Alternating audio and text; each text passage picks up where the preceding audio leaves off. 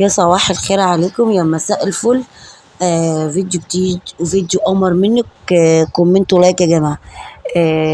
طبعا النهاردة واحدة قالت لي من متابعيني: أنا عايزاكي بقى تقولي لي طريقة عملك في الفراخ الحشو اللي هو الحمام يا جماعة، اللي هو الزغاليل، طريقتك لما تيجي تحشي الديوك ايه رز أو فريك أو أي حاجة. طبعا بسم الله الرحمن الرحيم، اللهم صل على النبي. انا معايا اهو، اللهم صل على النبي، حمام خليط رومي، تمام، على بلدي. التربية اللهم بارك، اللهم صل على النبي، التربية بيتي. انا زي ما قلت لكم انتبه معايا، احنا ما بنجيبش من بره، حاجة البيت وخير السطح بتاعنا دايما تلاقيه في البيت.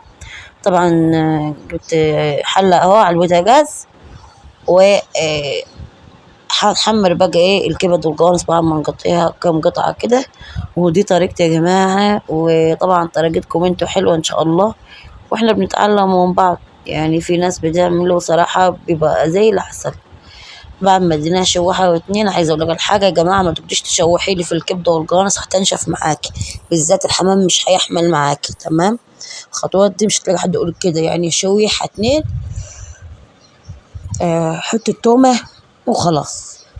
ننزل بقى بالرز شويحة اتنين برضو، قد ما ايه تقطع معاكي كده.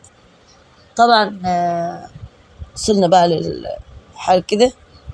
انا كنت خلي الحمام الاول، يعني ايه كنت خلي الجلد من اللحم يا جماعه، لاني الحمام لما يجي يتحشي ما تحشيش الزجوده بس، لا.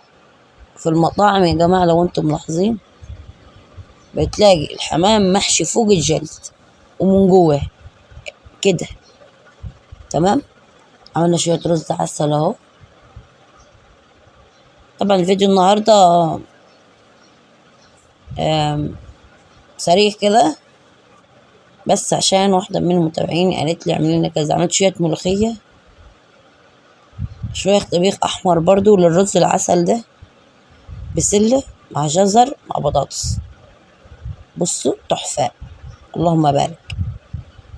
طبعا الآخر تكة وآخر خطوة دي، بجيب لبن، بحط شوية فلفل عليه شوية ملح، وابدأ ادهني بقى ايه الفراخ، بيبقى زي المحلات بالظبط، حاجة عسل اهو.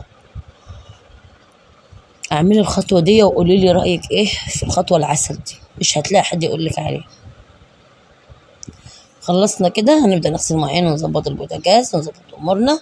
بعدين بقى ايه، ابدأ ان انا احمر ايه الفراخ دي. اللهم صل على النبي عليه الصلاة والسلام. يلا بقى مع السلامة، فيديو جديد وفيديو أول مرة، يا رب يكون عجب.